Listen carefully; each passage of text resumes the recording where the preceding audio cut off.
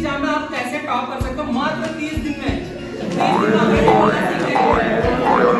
मात्र 30 दिन में। अगर पसंद आए, अगर मेरा आइडिया पसंद आए तो यूज करना गाइस। इतना बढ़िया आइडिया दे रहा हूं, ठीक है। थोड़ी सी मेहनत करेंगे आप, मात्र 30 दिन में सीबीएसई टॉप करें। कितने दिन तक? 30 दिन में, ठीक है। मेरा फॉर्मूला है, बहुत सारे बच्चों ने अपनाया, बहुत अच्छा मुझे इसका रिजल्ट मिला है। मतलब इसका जो इवैल्यूएशन है बहुत अच्छा होना, बहुत देर जाके पता चला। तैयार है 30 दिन में सीबीएसई पेपर टॉप करें। अब बहुत ध्यान से सुनना, सीबीएसई के एग्जामिनेशन का पैटर्न क्या होता है? 30 क्वेश्चन, ठीक है। कितने क्वेश्चन आते हैं? 30 क्वेश्चन। अब 30 क्वेश्चन आने के लिए आपको कितने पढ़ने पड़ते हैं? लगभग 1000 क्वेश्चन। कम से कम किताब पूरी पढ़ोगे, अब कौन सा क्वेश्चन आएगा आपको पता तो है नहीं। एक सब्जेक्ट में 20 क्वेश्चन, 20 × 17, मतलब बहुत ज्यादा पढ़ना पड़ेगा। और इतनी मोटी किताब होती है उसको देख के नहीं जाती। तो अब इसको क्या करना है? सिंपल है फॉर्मूला, आपको 30 क्वेश्चन पढ़ने हैं। जिन क्वेश्चनों से आप एग्जामिनेशन में टॉप कर लेंगे। ऐसा पॉसिबल तो नहीं है कि आपको पता चल जाए किस क्वेश्चन क्या आने वाले हैं, लेकिन एक फॉर्मूला है। आप एक दिन में मुझे आपको 3 घंटे देना, मात्र में 3 घंटे, सिर्फ 3 घंटे की स्टडी सीबीएसई के लिए रखनी है। अपने एग्जामिनेशन को टॉप करना है। करना क्या होगा? सबसे पहले आपको एक पैटर्न समझना पड़ेगा। 2015, 2015, 2016 से लेके 2021 तक आपको सारे सीबीएसई क्वेश्चन पेपर डाउनलोड करने पड़ेंगे। कहां मिलेंगे? सीबीएसई की मेन वेबसाइट। सीबीएसई की वेबसाइट पर जाओगे, एग्जामिनेशन लिंक पर जाओगे तो आपको ये क्वेश्चन मिलेंगे।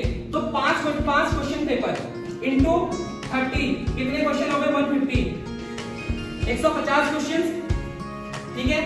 कितने हो गए? 150 क्वेश्चन। अब आपके 1000 से कितने मांगे? 150 में। अब यहां क्या करना है? डेली आपको 5 क्वेश्चन करने हैं।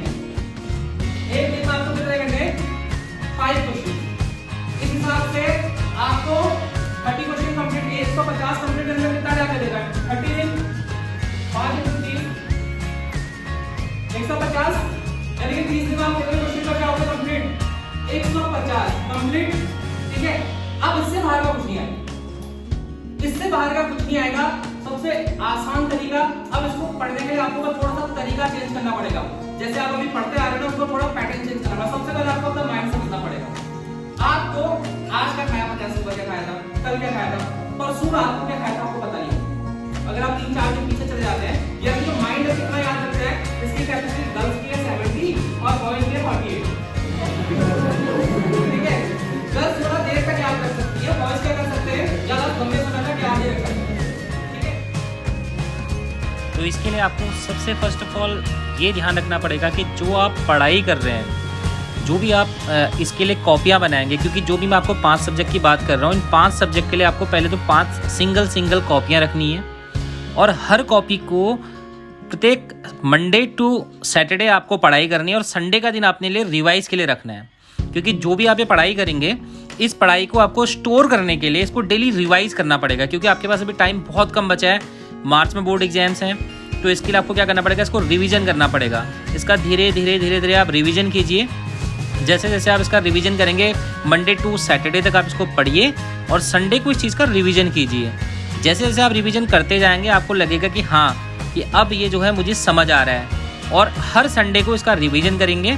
और अगर आपको इसमें कोई प्रॉब्लम आती है, क्योंकि बहुत सारे स्टूडेंट हमारे यहाँ पे ऐसे होते हैं जिन स्टूडेंट को बहुत देर बाद समझ में आता है, कुछ स्टूडेंट हमारे ऐसे होते हैं जिनको एकदम से चीज़ें समझ आ जाती हैं। तो आपको यहाँ पर ये ध्यान रखना है कि जो भी आप डेली 5 क्वेश्चंस करोगे, इन 5 क्वेश्चंस को आपको बहुत अच्छे से पढ़ना है, ताकि आपको ये समझ आ जाए और आपको याद रहे। और हर संडे इस चीज़ का रिवीजन कर, और रिवीजन करने के साथ साथ आपको इस बात का भी ध्यान रखना है कि प्रत्येक संडे आप डेली दिन में सिर्फ 5 ही क्वेश्चन करें। क्योंकि देखो, आपके पास 5 सब्जेक्ट हैं, एक दिन के 5 सब्जेक्ट, अगर आप 5 के 5 सब्जेक्ट के करते हो तो 25 क्वेश्चन आपके इन अ डे होंगे। तो आपको यहाँ पर अपनी लिमिट भी सेट करनी है कि आप 5 क्वेश्चन ही पर डे करें। और अगर आपको इसमें कोई भी प्रॉब्लम आएगी तो आप मुझे डायरेक्टली कांटेक्ट कर सकते हैं। मेरा मोबाइल नंबर मैं आपको डाल दे रहा हूँ, अपने डिस्क्रिप्शन में अपना मोबाइल नंबर लिख दूंगा। अगर आपको पढ़ाई से रिलेटेड और कोई भी इशू आता है तो आप मुझे डायरेक्टली कांटेक्ट कर सकते हैं।